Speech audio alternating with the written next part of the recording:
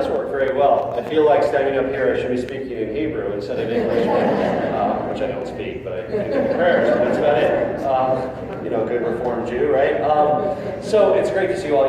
When we set this up, I think weeks ago we had no idea that we would be talking about some of the things we'll talk about here today. I also want to update you on what's going on in Washington and hear general thoughts. But there has been, of course, the events of the last few days in some ways have superseded the ordinary political squabbles over this policy or that. We've effectively had a significant, white nationalist, anti-Semitic demonstration that also, as you know, turned violent. We had a death of an innocent protester against the white nationalists, neo-Nazis. And then, of course, most alarming, we have a president who's been very equivocal in his statements in the use of his moral authority as president. Separate from the powers of the presidency, we always rely on the president as the head of state to set the moral tone for the country. And while he did have an appropriate prepared statement, it was sandwiched between two inappropriate extemporaneous statements, which presumably showed what he actually believed, which is, of course, alarming, but also that he would not heed the voices around him who urged him to rise to the occasion and be the moral leader that the times called for.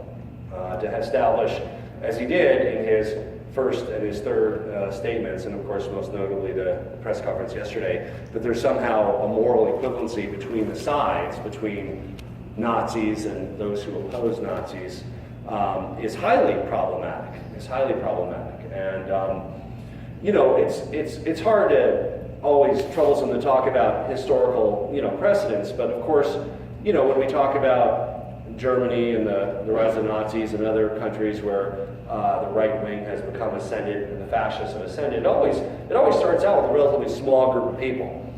And of course the remarkable thing is that despite the words of President Trump, which by the way rightfully so have been denounced by Republican and Democratic officials, including our own Senator Cory Gardner, and we really knew that something was happening. We even heard Senator Ted Cruz issue a very appropriate statement about the events, of course, condemning the KKK and the extremists. So, but among the alarming things we look at is we say, look, somehow 35% of the American people support this guy and say that his statement was appropriate. In fact, many of them consider that statement favorable, don't even hold it against them at all, or even if they disagree, simply write it off because they like him. And so, here we are, of course, in a community where we hope, and in fact it's not 35%, but as we go across the country, it's hard as Jews, as Americans, as members of other minorities that are represented here today, to realize that 1 out of 3 of our fellow Americans doesn't necessarily hold this value that we thought had been firmly established decades ago. Especially for people of my generation, born in the 70s, the post-civil rights era. I didn't see that.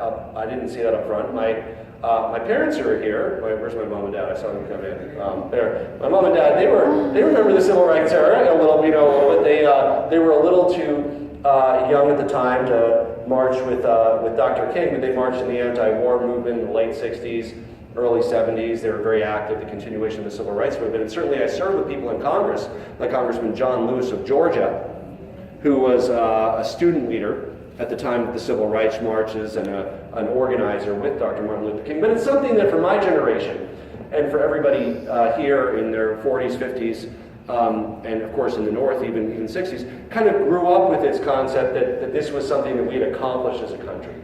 It was something that was in the history books, that there was a time when people were divided, based on race, and we still had, of course, underlying social economic issues that hadn't been addressed, but the legal issues had, and the Ku Klux Klan and the lynchings and all of that was something in the past, and we certainly hope it is. But now we turn to an event which causes us, of course, to sort of open our eyes and say, wait a minute, those who seek to marginalize people of color, Jews, are still very prevalent today, and it's a great surprise when you look at those pictures from the Saturday night I think one thing that you would have seen is a lot of young faces in that neo-Nazi crowd. A lot of people that looked like they were in their 20s, right? And in many cases, they become radicalized through new communications technology that allow them to link up from across the country, whereas it used to be, perhaps an isolated fascist in Fargo, printing out stuff that nobody wanted to read and handing it out in the town square. They're now in too many ways empowered by the internet, by sites like Stormfront, which was taken down now, but it's my understanding going back up on Russian servers. We expect it. They took it down too. Wow, that's great. So you have to, in the news cycle, you have to every day there's something. But I'm sure they'll find some server somewhere that will distribute their hateful content, just because it's a great world. It's hard to prevent people from putting content like that on the internet, making it harder to find, perhaps.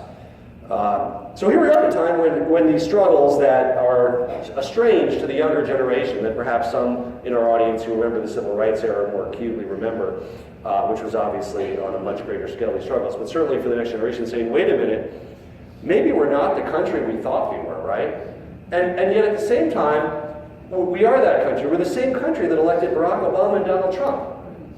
So it's a really challenging and interesting time as a country, and certainly to serve in the United States Congress. And there were, even before this most recent event, a couple of pieces of good news to share about Republicans in the House and Senate showing some backbone and standing up to President Trump. One is something the Senate did. They remained in something called pro forma session over summer, not allowing President Trump to make recess appointments to a whole host of positions, assistant secretaries, deputy secretaries. Now, that's something the Republican Senate did to Barack Obama, but they were opposite parties. That was to be expected. This is unprecedented, that a Republican Senate of the same party says, we want to see your appointments, Mr. Trump. We're not going to let you fill these positions because Mitch McConnell and their friends don't know who he would put in those positions. So they restricted his power to do those recess appointments, even though they're of the same party. The other thing is we removed the authority of the president to unilaterally remove the sanctions against Russia. And that was done by a vote of 415 to 3 or so in the House, almost unanimously.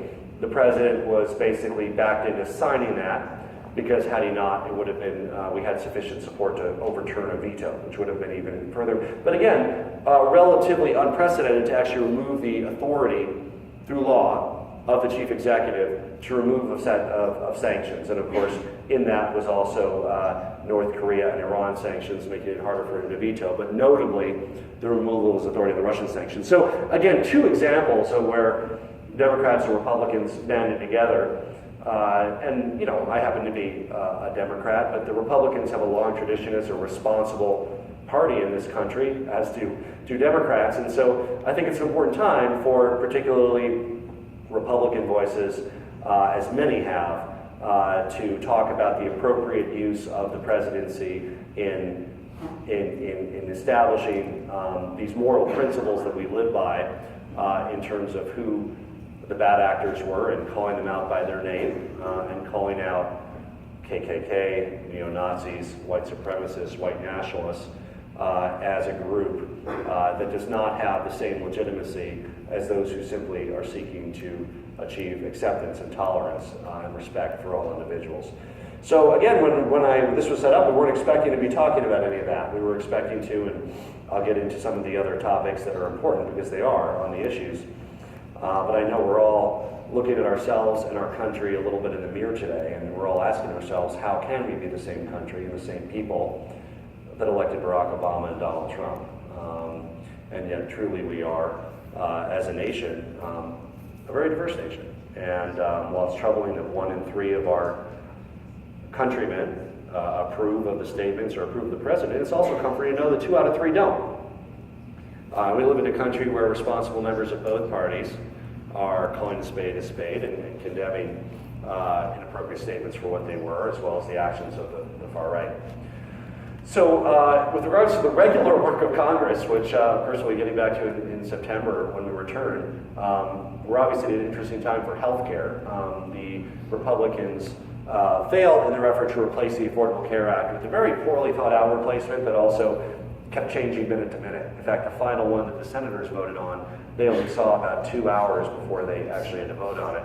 Of course, our House version, the Republicans had a full 24 hours to review before we had to vote on it. But in any event, that's not the way legislation is made. And in this world of fake news, if you will, people say, oh, isn't that what the Democrats did? It doesn't happen to be, not that the Affordable Care Act is perfect. It needs a lot of improvement, and we're happy to work on that. But we actually worked on the Affordable Care Act for about 11 months. And there were different iterations over that time, ample opportunity to amend it. I had several amendments, even as a freshman member of Congress, that I was able to help get into that bill. It went through one of my committees, the Education Workforce Committee. This Republican version had 0 amendments from 0 committees. I and many other Democrats and Republicans offered amendments, but they didn't allow any amendments to it, not from Republicans, not from Democrats.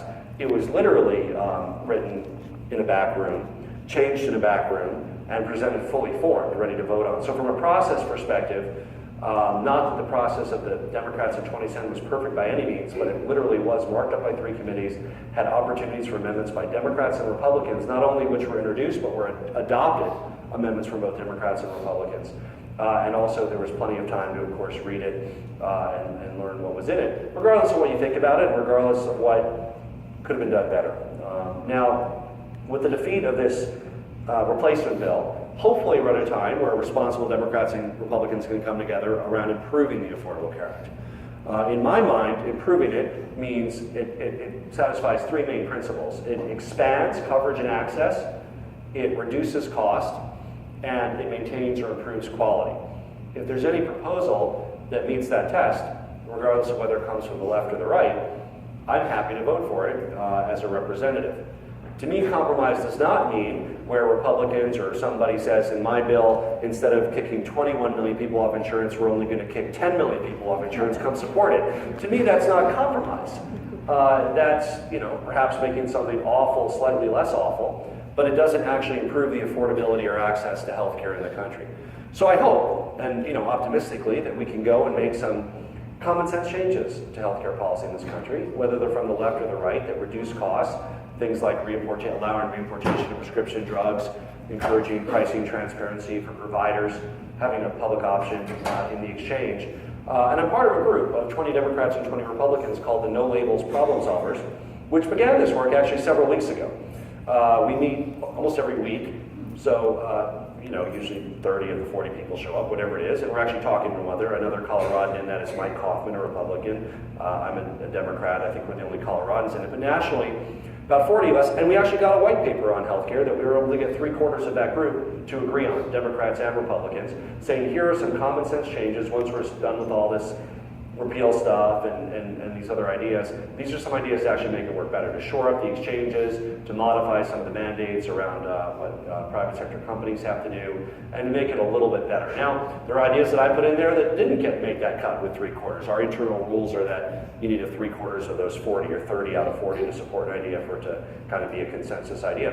And of course, those ideas haven't been picked up by Republican or Democratic leadership yet, but they're out there with the mark of support by rank and file Republicans and Democrats. So if and when the leadership and Congress is a very top-down place in how it's run. It wasn't always the case. I shouldn't only been there. I've been there, like 9 years now, but that still makes me relatively junior. There's people that have been there like 40 years. But when they talk about how it used to be, committee chairs had a lot more power. And we're very autonomous of leadership and saying, we're going to create this bill in our committee, we're going to mark it up and send it to the floor. That honestly doesn't happen that much anymore. And more often than not, and I'm on the rules committee that the bills come through, bills have never even been marked up in committee, especially big bills like the healthcare bill. They just appear fully formed, in final form, and they go right to the floor without amendment for consideration. That wasn't how Congress was run 30, 40 years ago. The centralization started with Newt Gingrich, continued with Nancy Pelosi, and continues at even a great as we say. So it's a very top-down institution. So we have a group of Democrats and Republicans working together on healthcare. Eventually, that would have to be picked up by Democratic or Republican, more importantly, leadership for it actually to occur. And that's where that is today. And, you know, the Senate is beginning another process where they're going to start holding hearings on health care. They might forge some of their own bipartisan compromises. But there's ample opportunity to work together on something as important as health care. The other two big issues that, you know, again, we have as you know, an unusual president in so many ways. We talked about some of the problems rhetoric, but also there's an issue with him on policy is that we never really know where he stands on anything because he's not, shall we say, a student of the arcane details of policy, to put it generously. So he wanted to do something in healthcare, and by something, I think he just means he wanted to sign a bill that did something to replace the Affordable Care Act. He didn't really, he left all the details to Paul Ryan and Mitch McConnell. He also wants, if you will, to do something on infrastructure and to do something on tax reform. So presumably that's what we're going to try to do in Congress now, deliver tax reform and infrastructure. Now, on tax reform, there's again ample opportunity for Democrats and Republicans to work together. And President Obama tried, and the cornerstone of that would be to bring down rates by eliminating loopholes in the tax code, at least on the corporate side. Right now, our C Corps in our country paying a tax rate of 35% are among the most highly taxed in the world. We could bring that down to 25, 28% in a revenue neutral basis by eliminating loopholes, deductions that lobbyists have inserted in our tax code, effectively rewarding lobbyists and special interests rather than hard work. So that's a concept that President Obama supported, I support. President Trump has targeted a lower rate, but that could presumably be a negotiation. He targeted 15%, Paul Ryan targeted 20%, that adds in this new tax called the border adjustment tax. But it's a negotiation. And if we can find a way to simplify the tax code and bring down rates on the personal side as well as the corporate side, I think certainly many Democrats would be happy to have the discussion. Whether it's going there, I don't know, right? So, but there's the potential there. Infrastructure we know even less about. This is one of those things that Donald Trump says he wanted to do, but it's a bit of an anathema to Paul Ryan and Mitch McConnell, the congressional leaders who actually would have to spend the money on infrastructure. It's just not in their DNA to do that. That's not something that they've ever supported. And in fact, as it morphs into a discussion on Capitol Hill, it seems to be taking more of a form of what we call public-private partnerships, which are toll roads, which seem to be the centerpiece of the Republican infrastructure plan. And, you know, to me, toll roads are kind of the last place you go to build something. They're not, you don't rule it out together, but it's never what you start with. It's never the basis of public infrastructure is toll roads. I mean, they have their role. I mean, we couldn't have gotten the 36 high-density vehicle lane built without the revenues advanced up front from the toll road. But it's the last place you go, not the first place you go. So if that's all we're talking about, again, they can do it. The Republicans have the majority, but not a lot of interest from many Democrats in participating in that kind of infrastructure bill, unless we lead with building 21st century infrastructure, which excites us, multimodal, not just lanes, but also looking at rail and bike lanes and buses, and including 21st century infrastructure like rural broadband as a need as well. So if the discussion goes that way, there's also the potential for bipartisan agreement there as well. So those are some of the things that we are working on. I'll update you on one more. Because I'm very active in education, I'm on the Education and Workforce Committee of the United States Congress, and I'm the senior, it's a mouthful, so I can say it once. I'm the senior Democrat on the Early Childhood and Kindergarten to 12th Grade Subcommittee of the Education and Workforce Committee. What that means is, I'm because of also my background here and having served as chair of the State Board of Education and founded a few schools, I'm sort of the top House Democrat on education issues. So in terms of resisting a lot of the proposed budget cuts in education, the policies from Secretary DeVos that seems to be talking about, you know, attacking rather than supporting our public schools. We are trying to push back to the extent we can from Congress. There's a big funding fight coming up September 30th. That's when the currently appropriated funds expire. So you're going to hear a lot about money, money, money in September. My guess is, like a lot of other times, there'll be a short-term extension, which means we can't do it by September 30th, and they'll do a 2-week or 3-week clean extension, and it'll probably be done sometime in October, because Congress only seems to operate under deadlines like that. It has to miss them once or twice before they finally get in gear to do it. I'd love to be proven wrong. But we're hoping that our Democratic votes are relevant, and historically they haven't, because Republicans have been such a diverse party, and in many ways dysfunctional as a unit, that they've never been able to pass these bills on their own, which thank goodness for that. because that means they do have to come to the Democrats and say, would you be willing to support this? And we say, sure, but you have to take out the prohibition of funding Planned Parenthood, you have to take out the drastic cuts to education, you have to take out this and that, and then there's a discussion.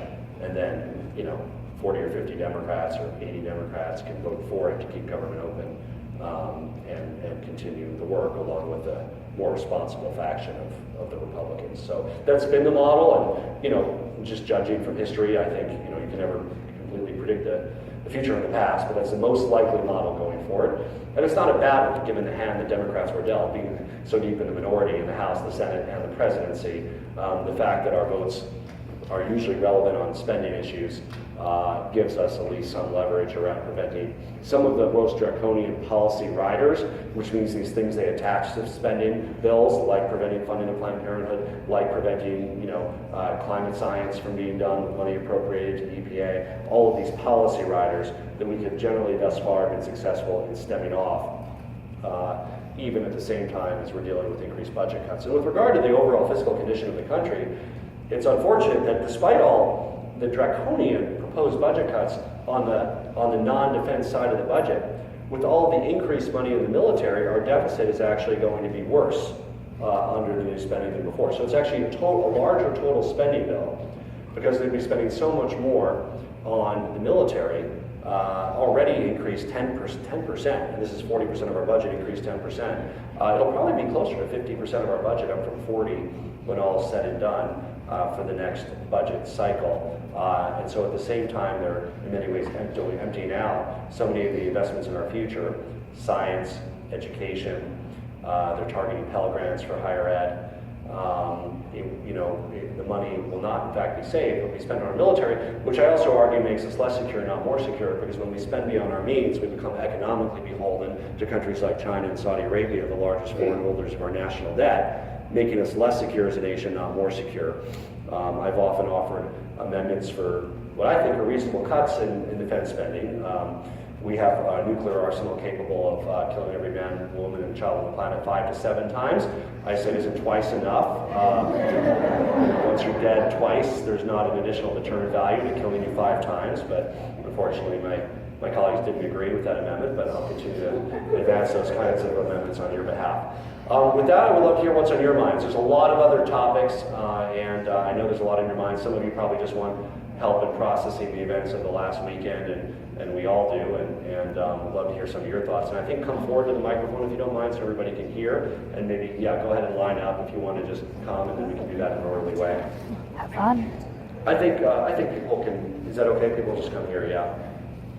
Hi, I'm very pleased to hear that you're working with that group called the Problem Solvers Group. I've heard them interviewed on NPR. Yeah. You brought up the Education Committee and Secretary DeVos. 2 years ago, you came out and said that any college-age male who was accused of a sex crime probably more than likely did it and should just get kicked out. You walked that back. But now that Secretary DeVos is trying to ensure due process for all college students regardless of their gender, will you support her? Okay, so I in this business where we talk a lot, we sometimes put our foot in our mouths. I did. I support a standard for sexual assault on campus that is different than the criminal standard. We use our criminal standard to deprive somebody of their liberty, and you have to be convicted beyond a reasonable doubt. And the perpetrator goes to jail. There's a lot of sexual assault on campus, not just CU and CSU, but any campuses, where it devolves into more of a he said, she said, or she, or he, whatever it is. And you have to look at kind of where the preponderance of the evidence is, not for criminal purposes, but for keeping the victim safe, meaning coordinating. The alleged victim.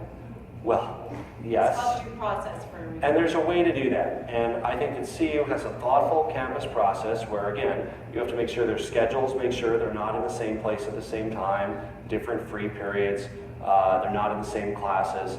The school has to play that kind of role in making sure that the victim, I mean, you say alleged victim, I think in most cases, regardless of whether it was a criminal act, and it's hard, it's hard to say, somebody feels victimized. I mean, perhaps in a minority of cases, it's somebody out for revenge, and hopefully that can be determined. But in the vast majority of cases, there's a victim, and it's usually she, but it could be he, feels and has a heavy emotional weight on their shoulders and faces additional trauma if they were forced to come into contact with the person that they feel to be their perpetrator. Not, again, short of a criminal conviction beyond a reasonable doubt, but with a preponderance of evidence standard. So I think the adjudication process at CU and CSU, with the federal oversight of Title IX, is working reasonably well.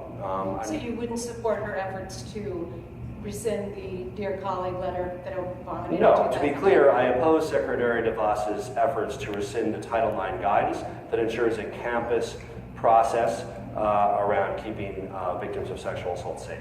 Rather than due process, okay.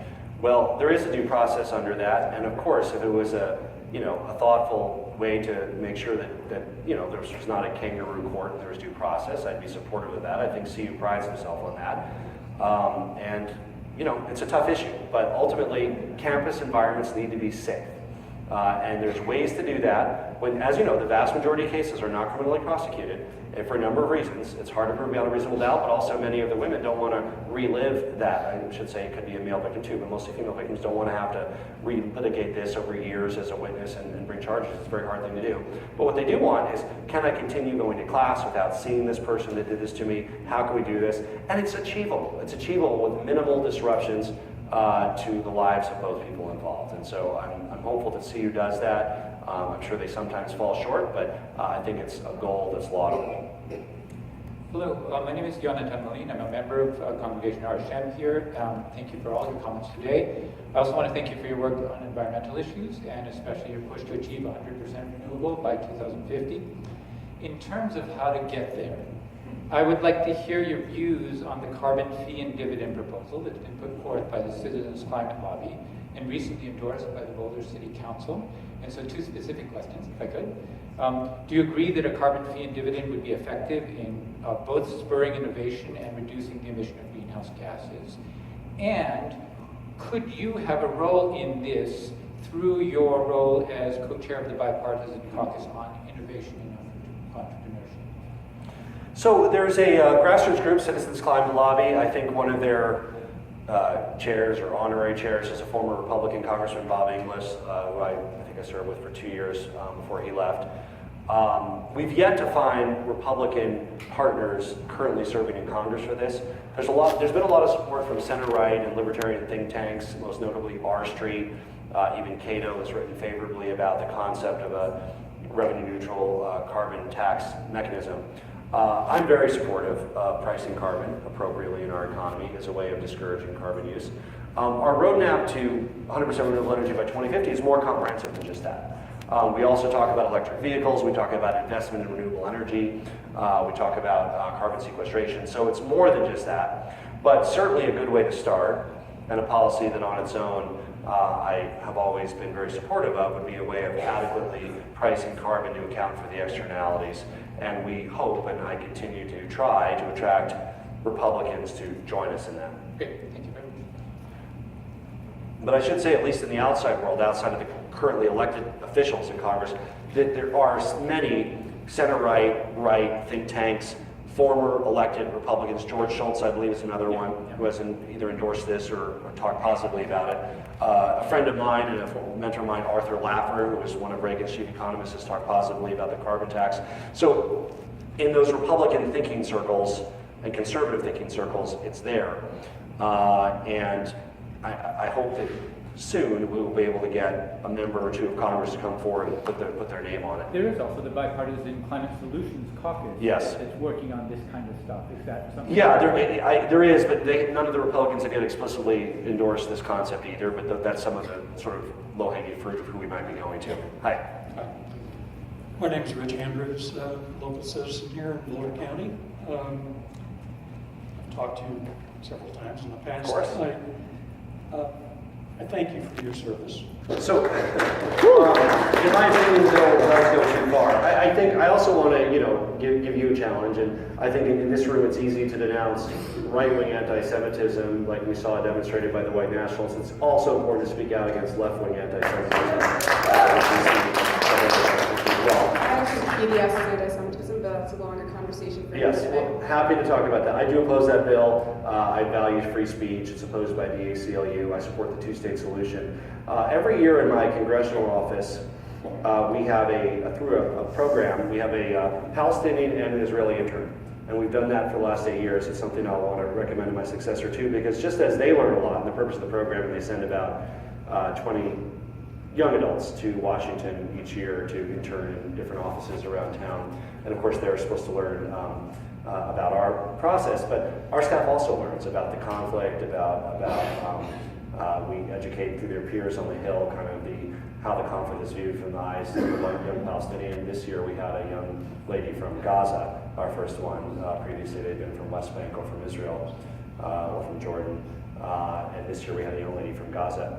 But in any event, it adds an extra dimension to that conflict. So I strongly support the two-state solution. I think that in some ways, while of course I oppose the BDS movement, I don't think that the force of law cramping down on, as you said, the freedom of individual actors in the economy. I think the way to avoid unfair boycotts is through educating people about the complexities of the conflict, which I'm sure you're very much aware of. And of course, it is official American policy. I think it's official American policy. It's hard to know what official American policy is in the area, but it has been official American policy to discourage Israel from engaging in additional settlements in the occupied territory. That's a policy I supported. I think it's still our policy. If it isn't, I would call on President Trump to continue that policy of President Obama. But I thank you for those words. I certainly will oppose that bill. Thank you. Thank you for being here. In light of what's happened in Charlottesville this past weekend, and with the history that Trump has shown, I think that it's past time that the House consider articles of impeachment. And I wondered your thoughts on that. Yeah, so, high crimes and misdemeanors, they're, subject of impeachment. There is currently an investigation, an ongoing investigation by the independent counsel into criminal acts by potentially the president himself, members of his campaign, and legal collusion with Russia. I think we would wait until we know what those criminal charges are, if they are any. Certainly a lot of smoke, but I would think we need more than smoke to proceed. So I think I would encourage Americans on the left and the right to keep an open mind. And as we see what laws were violated, did it reach the level of the president himself? It's certainly something that could be considered, but it would be premature at this point because we simply don't know yet. As you know, you can't impeach somebody just for saying hateful, bigoted things or things you disagree with. There would actually have to be a high crime or misdemeanor there that would be worthy of beginning the congressional impeachment process. So I trust that the integrity of the FBI investigation under the leadership of Mr. Mueller will come to the appropriate conclusion with regard to what criminal charges, if any, would be levied against the president. And from there, depending on what they are, we would see whether we move to that kind of process.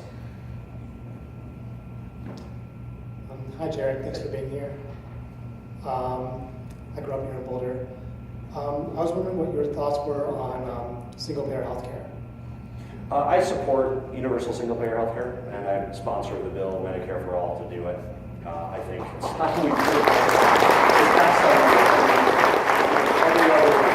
every industrialized country has some form of universal health care, and we have a Medicare system that, of course, no system is perfect, but Medicare for All, I think, would be vast improvement. It would allow private insurance, people can have supplementary